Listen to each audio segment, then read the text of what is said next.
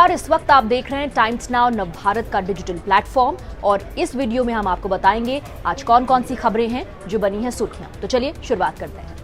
पहली खबर है बच्चों के खिलाफ यौन अपराध पर सुप्रीम कोर्ट के बड़े फैसले की। दूसरी खबर होगी नवाब मलिक और समीर वानखेड़े के बीच नए दस्तावेजों को लेकर छिड़े नए विवाद की। तीसरी खबर होगी यमुना की सफाई पर केजरीवाल के एक्शन प्लान की। और चौथी खबर होगी अमेरिका की रेड लिस्ट में चीन पाकिस्तान के नाम पर।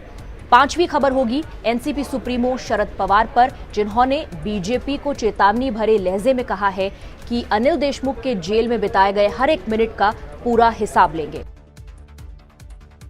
सुप्रीम कोर्ट ने आज बॉम्बे हाई कोर्ट के उस आदेश को खारिज कर दिया जिसमें यह कहा गया था कि अगर आरोपी और पीड़िता के बीच त्वचा से त्वचा का सीधा संपर्क नहीं हुआ है तो फिर पॉक्सो कानून के तहत यौन उत्पीड़न का कोई अपराध नहीं बनता। न्यायमूर्ति यूयू ललित की अगुवाई वाली सुप्रीम कोर्ट की पीठ ने बॉम्बे हाई कोर्ट के उस आदेश को दरकिनार करते हुए कहा कि यौन उत्पीड़न का सबसे महत्वपूर्ण घटक इसका इरादा होना है, न कि बच्ची के साथ त्वचा से त्वचा का संपर्क होना। न्यायमूर्ति रविंद्र भट्ट और न्यायमूर्ति बेला एम त्रिवेदी भी इस पीठ में शामिल थीं। न्यायालय ने कहा कि कानून का मकसद अपराधी को कानून के चंगुल से बचने की अनुमति देना नहीं हो सकता। पीठ ने कहा, हमने कहा है कि जब विधायिका ने स्पष्ट इरादा व्यक्त किया है तो अदालतें प्रावधान में अस्पष्टता पैदा नहीं कर सकती। एनसीपी नेता नवाब मलिक और एनसीबी के समीर वानखेड़े के बीच विवादों का सिलसिला थमने का नाम नहीं ले रहा है। आज नवाब मलिक ने नए सिरे से एक बार फिर वानखेड़े पर वार करते हुए उनके सेंट जोसेफ हाई स्कूल और सेंट पॉल हाई स्कूल का स्कूल लीविंग सर्टिफिकेट जारी किया। अब नवाब मलिक लगातार ये दावा कर रहे हैं इन दस्तावेजों के जरिए कि समीर वानखेड़े दरअसल मुस्लिम समुदाय से हैं, वो अपनी आइडेंटिटी को छुपाते हैं। ये दोनों सर्टिफिकेट समीर वानखेड़े के हैं जिसमें उनका पूरा नाम समीर दाऊद वानखेड़े लिखा हुआ है। मामला यही नहीं रुका, नवाब मलिक को जवाब देते हुए वानखेड़े की पत्नी ने भी उनका स्कूल लीविंग सर्टिफिकेट जारी किया जिसमें उनके नाम के आगे दाऊद नहीं लिखा हुआ है। दिल्ली के मुख्यमंत्री अरविंद केजरीवाल ने यमुना की सफाई को लेकर अपनी तैयारियां तेज कर दी हैं। केजरीवाल ने कहा कि 2025 तक यमुना की सफाई कर दी जाएगी।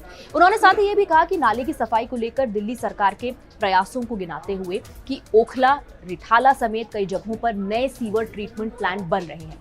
इसके अलावा जो पहले से बनी प्लांट है वो पुराने हिसाब से चल रहे हैं, इसीलिए उनकी टेक्नोलॉजी बदली जा रही है ताकि पानी सीवर का साफ होकर निकले।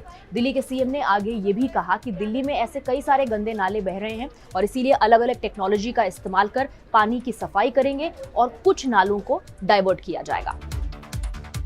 धार्मिक स्वतंत्रता के उल्लंघन को लेकर अमेरिका ने कंट्रीज ऑफ पर्टिकुलर कंसर्न की सूची जारी की है।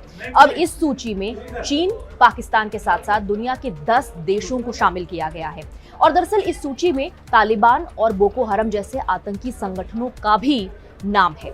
इस सूची में पाकिस्तान, चीन के साथ साथ तालिबान शासित अफगानिस्तान, ईरान, रूस, सऊदी अरब, एरिट्रिया, तजाकिस्तान, तुर्कमेनिस्तान, म्यांमार सहित 10 देशों का नाम शामिल है। ये वो देश हैं जो अमेरिकी अंतर्राष्ट्रीय धार्मिक स्वतंत्रता अधिनियम के मानकों पर खरे नहीं उतरते। अमेरिका हर साल ऐसे देशों और संगठनों की एक सूची जारी करता है।